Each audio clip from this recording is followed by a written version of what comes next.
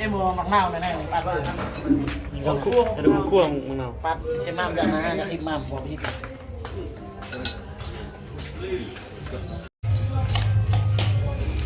เป็นหนวดเรียวแล้วน่ะเดี๋ยวเรามา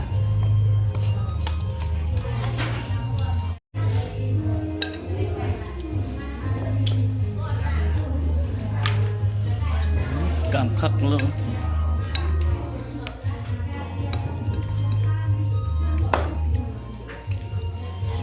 ผมไปเดินผสมเป็นมวย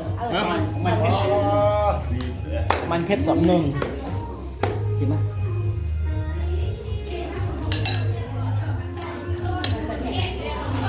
นี่คือคนเด้คือนะเราปลูก